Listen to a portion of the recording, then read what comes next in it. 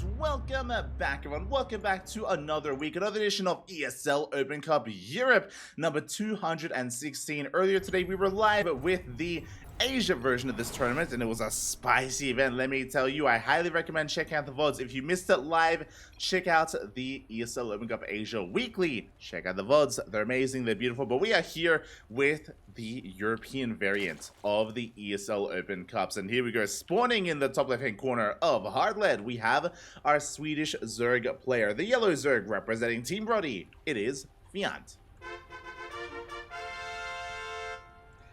And spawning in the bottom right hand corner, we have the red Protoss. We have the red Protoss player representing Team Blazer, the Polish Protoss. It is Krystianer.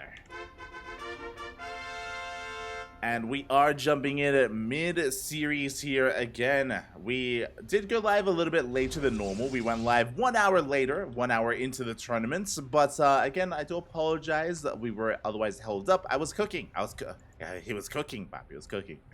I was just making some dinner, getting some food inside me before going live and getting into this cast. So I am filled up and I'm ready to be filled even further with StarCraft. Oh. Hold on. Fill me up, Papi. God. Jesus. As we're going to be going for a pool first.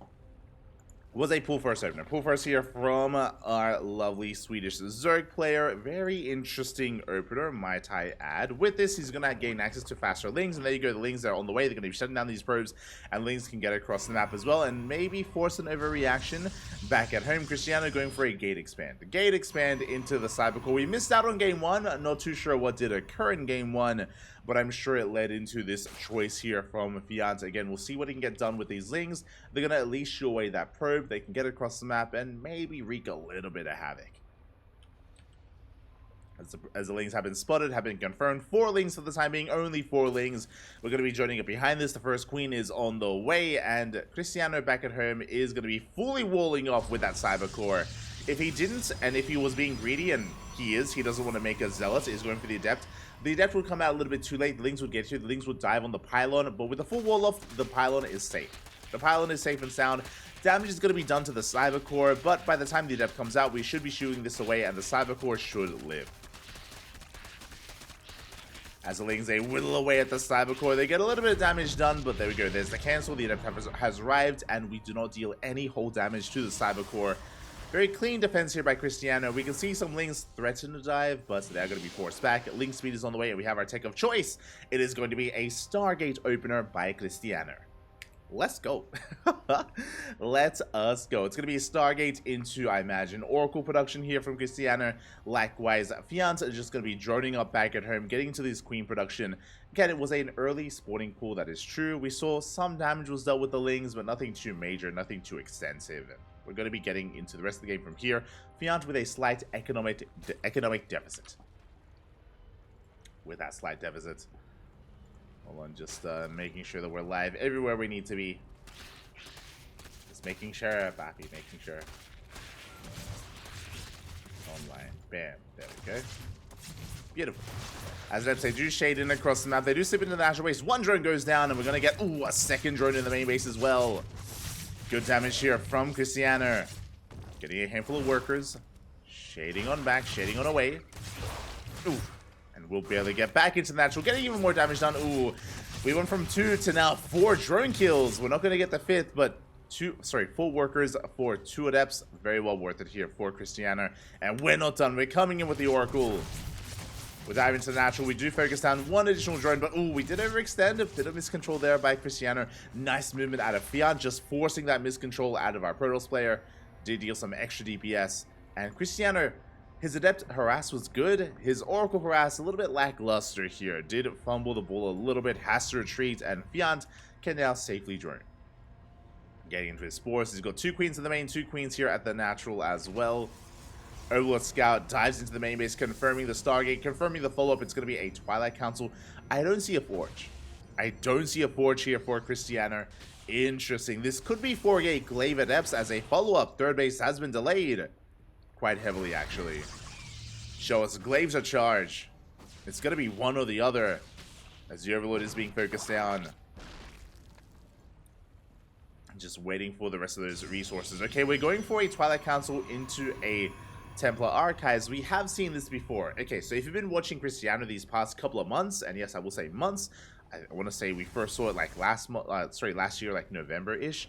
Krystianer has been going for these very heavy Immortal Archon charge load compositions. I'm not so sure what I want to call it, but a lot of the Polish players, a lot of the Polish Protoss players have been embracing this.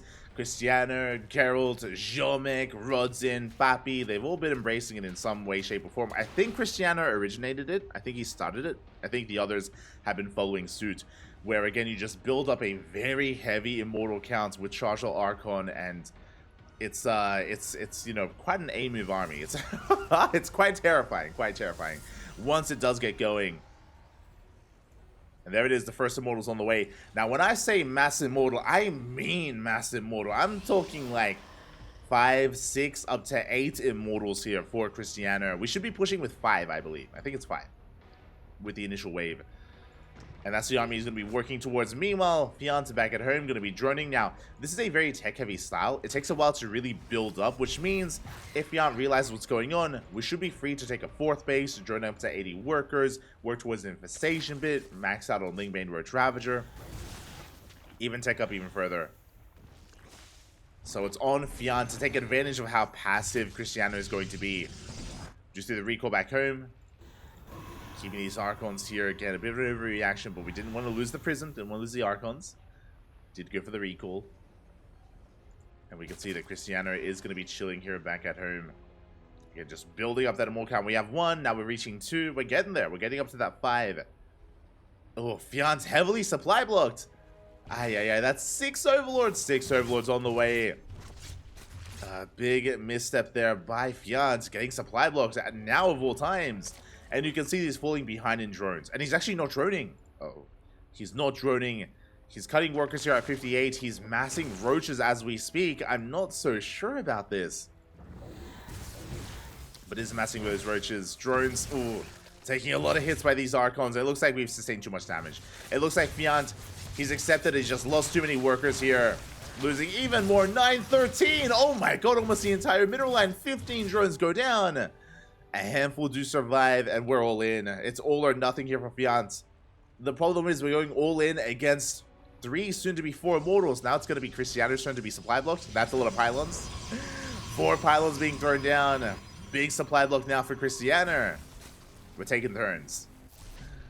As the Archons, they do get dropped here at the 3rd. Roach is going to be whirling on in. Again, we do see Fjant trying to retain what little economy he has left. And here we go. It's time for the all-in. What are we working with? We have 26 roaches. We have soon-to-be 20 lings alongside them. We are all in. Now, this 4th base should be denied. We can deny the 4th, but the 3rd and the natural. We have a couple of shield batteries. No shield batteries at the natural, though. The Immortals are pushing forward. We run into the roaches. Oh, just before charge finishes. Good force fields, though. Good force fields here on the army. We catch out the roaches. The Immortals are going ham. Lings, they're flooding in. They're helping soak some damage. But Krystianer, you can see him dominate this fight again. Those Immortals are going ham. There's 3 of them. Now 4 and soon to be 5. Now, if we weren't supply blocked, I'm pretty sure this move out would be with 5 Immortals. But this, again, max out, or this push was delayed. Regardless, we can see Krystianer just juggling forward here, trading so well against the Roaches, against the Ravagers. He is snowballing out of control. A big warping of Zealots. We can see some of the Immortals are going to be going down. Bit of an overextension by Krystianer, but he knows that he smells blood. He knows how desperate Fjant was with that attack. And there's just not enough here as he chases down the Roaches, hunts them down. And we're just running out of steam. We're running out of units. We have a handful of Roaches left. And GG gets called. Krystianer forces the all-in, shuts the all-in down, and takes the series 2-0. GG. GG, well played. Congratulations here to Krystianer for taking the series 2-0. My condolences to Fjant. We don't know what happened in game number 1, but here in game 2, again, it seemed like he was forced into the all-in. It feels like he had just lost too many drones. Too many drones went down. And Fjant realized that it was just too much damage dealt and he could not recover economically. It was all or nothing, and in the end, Krystianer did take it. GG.